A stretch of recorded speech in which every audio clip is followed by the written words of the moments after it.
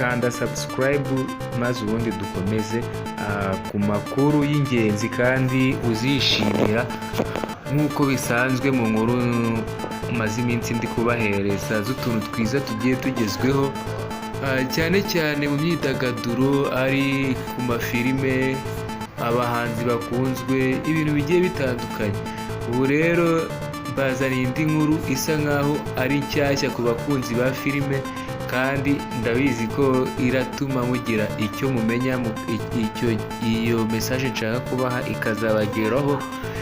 ikabagereraho ku gihe mwarayiteguye neza muyifitiye umwanya. Igice cya gatatu cya Squid Game kigiye gusohoka.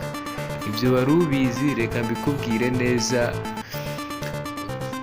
neza ubashe gusobanukirwa igihe izasohokera. Igihe rero izasohokera nta kindi, ni muri ukwezi kwa gatandatu, harabura amezi makeya cyangwa se iminsi mikeya. Ibindi inkuru irambuye kanda subscribe ubundi dukomeze. Naho hasi ni segonda rimwe ukaba wayikanze ubundi tugakomeza. Igice cya gatatu rero cya filime yakunzwe na benshi ku isi kigiye gusohoka nyuma y'uko iyi filime y'uruhererekane yari itegerejwe na benshi ku isi. Yarakunzwe ubwo hasohokaga igice cya mbere kikarangira, icya kabiri birakunzwe cyane, byabikunzwe, niyo mpamvu bahise bifuza no gukina n'igice cya gatatu. Abakunzi rero ba Squid Game bakomeje kuryoherwa n'iyi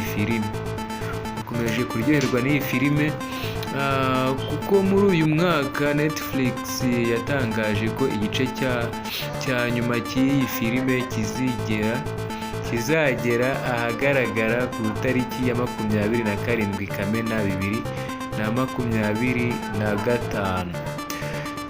Squid Game iyobowe na Hwang Dong-hyuk, niyo filime izwi cyane ikoresha imikino ikomeye kandi ikangurira abantu gutekereza ku mibereho n'ubuzima bwa muntu. Nk'abayibonye ndakeka mubizi neza, muzi uko iyo filime ikinwa n'ubutumwa ibitanga ndetse n'ibyo iba yigisha. Iyi filime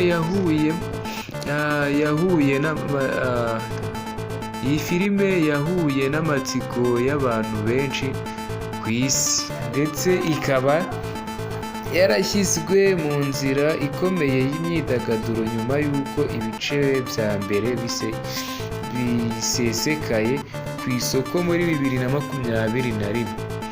Ni mu gihe abarebye filime ya mbere bakomeje gushidikanya ku bizakurikira, mbese bakagira amatsiko menshi agenda yiyongera kubera uburyo buri gice kirangira giteye amatsiko. Filime ya Squid Game ikomeje kuba imwe muri zifite amashusho zizwi cyane muri sinema yo ku rwego rw'isi, kandi kugeza ubu benshi bategereje kubona uko iyi seri izarangira. Ese we wibaza ko izarangira gute? Reka dutegereze. Ni mu gihe cyose rero abakurikira iyi seri babonye uburyo igice cya kabiri cyakururaga ibibazo bikomeye, benshi bibaza niba mu gice cya nyuma ese mu gice cya gatatu hazaba hashyizwe imbere ibintu bihambaye cyane bishingiye ku bisubizo bisaba ubwenge n'imbaraga zo guhangana. Bikaba byitezweho ko igice cya nyuma kizaba akarusho.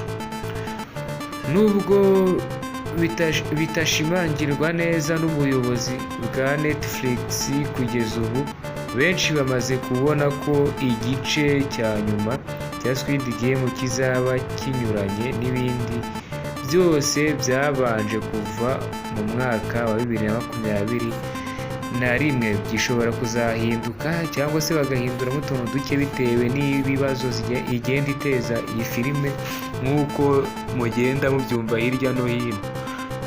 Nk'aho twigeze kumva ibibazo muri Vietnam basaba ko iyi filime yasibwa kuri Netflix. Twategereje ko isibwa, ntiyasibwa nk'uko hari izo bajyaga barega zigasibwa, ariko kuri ubu ngubu turacyabona Squid Game ikiri ku rubuga rwa Netflix. Reka rero dukomeze dutegereze iyi filime, gushishikariza kuzaba ufite abonema cyangwa se mega, ubundi ukazayireba, dore ko ikunze gusobanurwa n'umusobanuzi ukunzwe cyane kandi ukunzwe ku ijwi rye, mbese ubikora neza.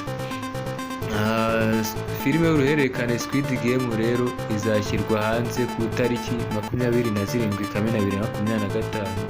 Mutegereze, nanjye ndategereje. Ndabakunda cyane. Bye bye, hasta la vista.